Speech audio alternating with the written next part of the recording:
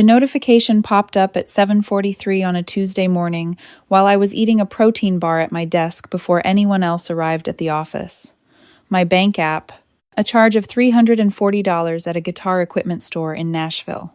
Then another one, $89 at a restaurant 3 blocks from my parents' house. Then $215 at some place called Sonic Boom Music Lounge. I set down my protein bar and stared at the screen. The credit card tied to those charges was supposed to be for emergencies only. I had opened it 2 years earlier after my mother called me crying at 11 at night because the water heater broke and they didn't have the money to fix it.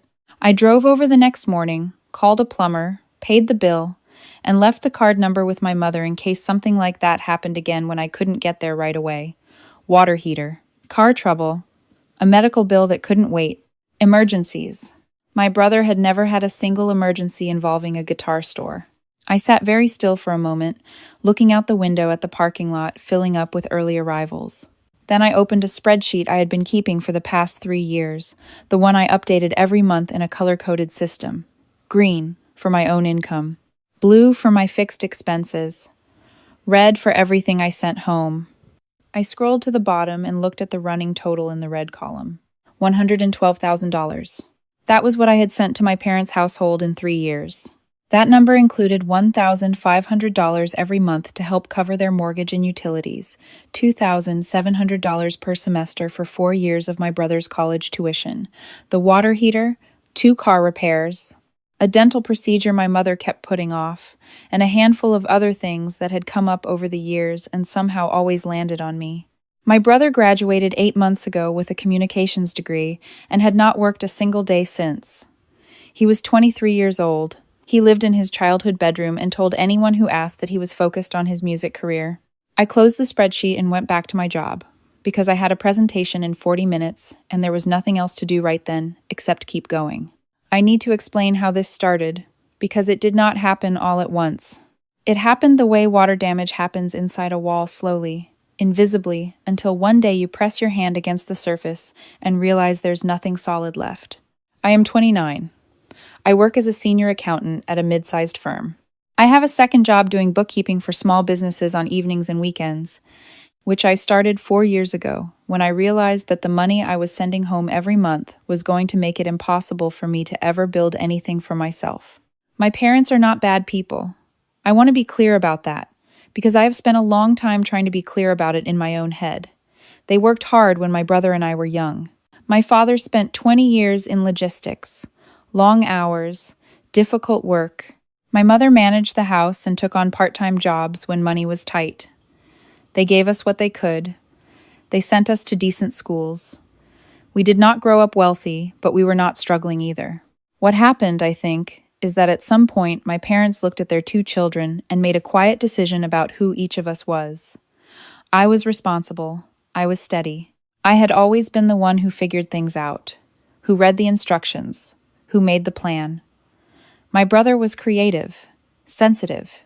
He needed room to breathe and grow. He could not be pushed the way I could be pushed because he would crumple. That story became the operating logic of our entire family. When I got my accounting degree and my first real job, my parents sat me down and explained, very gently, that they were getting older and things were getting tighter. They asked if I could contribute something monthly. Of course I said yes. I said yes because it was the right thing to do, and because I loved them, and because I did not yet understand that there was no version of this conversation that would ever lead to a different answer. When my brother enrolled in college, it was understood, without being said directly, that I would help. My parents framed it as a loan, something he would pay back once he was on his feet. That framing disappeared quietly about a year in and was never mentioned again. For 3 years, I watched the numbers in my red column climb, while the numbers in my savings account stayed flat. I watched my brother change his major twice, join a band that broke up, start a podcast that got 4 episodes in before he lost interest, and finally graduate and come home to work on his music. He was 23 and I was 28, and I had $11,400 in savings after 3 years of working 2 jobs. I had done the math. I had done it many times. Without the money going home every month, without the tuition, I would have had closer to $90,000 in that same period. That number kept me up some nights. I would lie in my apartment, which I paid for entirely myself, and stare at the ceiling and try to figure out if I was being taken advantage of or if I was just being a good daughter. The line between those two things had gotten very blurry. The guitar store charge was the thing that moved the line permanently. I called my mother that evening. I told her I had seen some charges on the emergency card, charges that did not look like emergencies. There was a pause on the line. "Your brother needed some things for his music," she said. "You know how important this is to him right now." I asked how he got the card number. Another pause. I gave it to him. I told him just for small things. I asked what qualified as small. "He's trying to build something," my mother said. "He needs the right equipment. You know how it works. You have to invest in yourself." I said that I understood investing in yourself. I just thought the investment usually came from your own money. The conversation ended the way those conversations always ended in my family, with my mother's voice taking on a tired, slightly wounded quality, as though my raising the issue was the problem and not the issue itself. She said she hoped I wasn't going to make this into something bigger than it needed to be. She said family helped family. She said my brother was going through a hard time finding himself and he needed support, not pressure. After I hung up, I sat on my couch for a long time. Not angry, exactly. Something quieter than anger. Something that felt like finally seeing a room you have been in many times with the lights actually on. My brother called the next day. He did not apologize. He explained his vision for his music, the kind of reach he was building, the connections he was making. Then he asked if I could front him $3,000 for a block of studio recording time. He had done the research, he said. This was an investment. He would pay me back when things started moving. I said I would think about it. I did not think about it. I knew the answer immediately. The answer was no, and the answer was also something much larger than no. The answer was that I had to change something fundamental about how I was living, or I was going to be in this exact same position at 35 and 40 and 50, sending money home, covering my brother's latest vision, and watching my own life stall out while I did it. I just didn't say any of that yet. The thing about being an accountant is that you understand, better than most people, exactly how money moves, where it comes from, where it goes, how it builds or disappears. I had spent years applying that knowledge to other people's finances with real precision and applying it to my own life with almost none. That stopped the week after my brother asked me for $3,000. I opened a new checking account at a different bank than the one my parents knew about. I moved my freelance income into it directly. I changed the deposit information for my second job so nothing went into my main account anymore.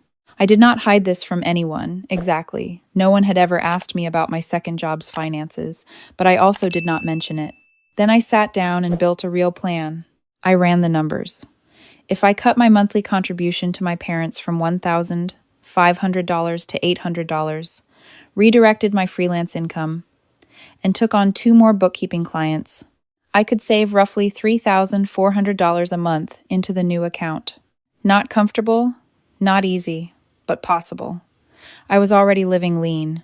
I cooked at home, I drove a paid-off car, I had 1 streaming subscription, and no other recurring luxuries. There was not much else to cut. What I needed to do was build. I took on 3 new bookkeeping clients through a referral network I had been part of for years but never fully used. I started getting up at 5:30 to handle client work before my main job.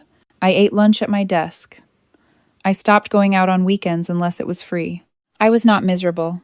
I was focused in a way I had never been focused before. The way you get focused when you finally understand exactly what you are working toward. I did not tell my family about the new account. I told my mother I had looked at my budget and I needed to reduce my monthly contribution to $800 for a while because of some expenses I was managing. She was not happy. She said that was a significant cut and she didn't know how they would manage. I said I was sorry and that I hoped things would ease up soon. I did not tell her that things had actually gotten much easier just for me, not for them. The $3,000 studio recording request was never mentioned again. I had not said no explicitly. I had just let it sit there unanswered until it dissolved. 14 months after I opened that second account, I had $49,200 in it. I had also spent those 14 months reading everything I could find about real estate. Not flipping, Not speculation, just the fundamentals, how mortgages worked, how to evaluate a property, what first-time buyer programs existed in my state, how to calculate real return on a rental unit. I talked to a real estate agent I had done bookkeeping for, who walked me through the local market over coffee 3 separate times without trying to push me into anything. There was a 2-bedroom condo 15 minutes from my job. It had been on the market for 60 days, which in this area meant something was slightly wrong with it. In this case, the kitchen was dated, and the previous owner had painted every room a different aggressive color. Cosmetic issues. The kind of issues that scare off buyers who cannot see past surface problems, but that cost a fraction of what they knock off the asking price.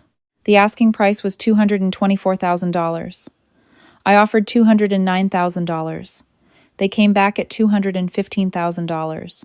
I said $211,000, $500, and we closed there. I put $49,000 down. My monthly mortgage payment was $987. I want to say that number one more time because it still surprises me. $987 per month. For a condo I owned. For something that was building equity. After 3 years of paying $1,475 per month for an apartment where I was building nothing at all. I did not tell my family I was buying a condo. I did not tell anyone outside of my real estate agent and my attorney until the closing was done. I repainted the condo myself over 2 weekends. White throughout except for the bedroom, which I did a soft, warm gray that I had been looking at on a paint chip in my kitchen drawer for 6 months. I watched YouTube videos on how to do it properly. Tape the edges, cut in first, roll in a W pattern. It took longer than I expected, and I got paint in my hair, and I was genuinely happy in a way I had not been in a long time. I moved my things over the following week, a carload at a time. My apartment lease ended at the end of the month. I turned in my keys, got my deposit back, and drove to my new address. My family did not know where I lived. This was not an accident. I had thought carefully about when and how to tell them. My mother had a history of showing up unannounced. My brother had a history of asking for things in person that were easier to say no to over the phone. I was not ready to have either of those conversations in the middle of a space I had just finished making mine. I told my mother I had moved to a new apartment and that I was still getting settled and would have her over once I had it together. She accepted this without much curiosity, which told me something I already knew. She had never been very interested in the details of my life, only in the parts of my life that affected her. A month after I moved in, I called my parents and told them I would not be able to continue the monthly contribution. I said I had some significant expenses I was managing and I needed to stabilize my own finances. I said it calmly, in the same voice I used for difficult client conversations at work. I had practiced it, not because I was afraid of them, but because I did not want to get pulled into the kind of argument where you say things you can't take back and the other person uses your emotion against you. My mother said this was not acceptable. She used that word, acceptable, as though she had approved a contract I was now violating. I said I understood it was hard news and I was sorry for the timing. I said I hoped they could manage. My father got on the phone. He was calmer than my mother, which in some ways was harder to deal with. He said he knew I was under pressure, but that they needed that money, that they had built their budget around it. I thought about telling him that I had built my entire 20s around it, that my budget had existed entirely in service of theirs for 3 years, and that it might be worth examining that arrangement. I did not say that. I said I was sorry, and that I meant it, and I did. Then my brother called. He had heard from my mother, and he was not calm. He said I was being selfish. He said I made good money, and I had no real expenses, and I was choosing to abandon the family because I wanted to live large. I asked him when he had last checked what I actually earned. He said that wasn't the point. I asked him when he had last contributed anything to the household he lived in for free. He said he was building his career, and I wouldn't understand because I had never taken a creative risk in my life. I told him I had to go and hung up. That night I sat on my couch, in my condo, which I owned, and I looked out the window at the parking lot for a long time. There was a specific kind of tiredness that came after those conversations. Not the tiredness of being attacked, but the tiredness of realizing that no version of the truth was going to land the way you wanted it to. They were not going to understand. That was not a failure of my explanation. It was just the shape of the situation. My mother found my address 3 weeks later. I still do not know exactly how my best guess is she called my former landlord, or she asked someone I had mutual contact with. She showed up on a Saturday morning with my father. I saw them from the window before I answered the door. I went downstairs and opened the lobby door. My mother looked past me at the interior of the building, at the mailboxes, at the elevator. My father looked at me. "Is this yours?" my mother asked. "Not an apartment." She understood immediately that it was something different. I said yes. The conversation that followed was one of the strangest of my life. My mother kept cycling between two tracks. On the first track, she was upset about the monthly contribution stopping, about the fact that they were struggling, about the fact that I had clearly had money I hadn't told them about. On the second track, she kept trying to recalibrate, asking questions about the condo, about how I had afforded it, her voice shifting into something that sounded almost like admiration she didn't want to feel. My father was mostly quiet. At one point he said, "How long have you been planning this?" And I said, "About 14 months. He nodded slowly. He looked at the building. He didn't say anything else for a while. My brother was not there. He had apparently refused to come, saying it was beneath him to chase me down to ask for basic decency. I told my parents clearly that I was not going to restart the monthly contributions. I told them I loved them and I would always love them, but I needed to stop organizing my financial life entirely around their needs. I told them I was 30 years old. I had turned 36 weeks earlier, quietly, alone in my new kitchen with a piece of birthday cake I had bought for myself, and I had almost nothing saved beyond this condo. I told them I had to change that. My mother cried. It was real crying, not manipulation, and it was hard to watch. My father put his hand on her back and she leaned into him, and for a moment they looked very old, and I felt the particular cruelty of that moment sit on my chest like something physical. But I did not change my answer. That was 7 months ago. My brother is still living at home, still working on his music. He has not spoken to me since the day I moved out of my apartment. My mother calls occasionally, less often now, with a different tone than before, less asking, more reporting. How the weather has been. Something she saw on television. The calls are shorter and in some ways more honest than they used to be, which is not nothing. My father called me on my birthday this year, just to say happy birthday. I was not expecting it. He sounded different on the phone, something harder to name than I can manage. He said he had been thinking, and he thought maybe they had asked too much of me for too long. He didn't say sorry exactly, but it was close to something like sorry, and I have learned not to require perfect apologies from imperfect people. I said thank you. I said it meant a lot. I meant both things. The condo continues to work out. The kitchen is renovated now. I did it over 4 months in stages, buying appliances when they went on sale, calling in a favor from a client who knew a contractor. It cost me $6,200 total for something I had priced out at over $14,000 if I had hired everything out at once. My mortgage is current. My savings account, the second one that no one knows about, has $22,000 in it again. Not as much as before the down payment, but growing. I took on a new bookkeeping client last month, a small property management company. The owner, a woman in her late 50s who built her business over 20 years from nothing, spent the first hour of our first meeting not talking about her books at all, but about how she had started, what she had learned, what she wished she had understood earlier. I mostly listened. I took notes on a legal pad the way I always do during intake meetings, and somewhere in the third page of notes I realized I was not writing down client information at all. I was writing down things I wanted to remember for myself. At the end of the meeting, she looked at my notepad and smiled. "You're not just here for the bookkeeping," she said. I said I suppose not. She told me to come back next week with questions, not about her accounts, but about how she had put her first property deal together. She said she would tell me everything she knew. I drove home in the early evening with the windows down, the kind of fall air that feels like something clearing rather than something ending. I thought about the spreadsheet I had kept for 3 years, all those red numbers climbing. I thought about my brother in his childhood bedroom, working on his music. I thought about my father's voice on the phone, that particular quality it had, not quite an apology, but something that had weight.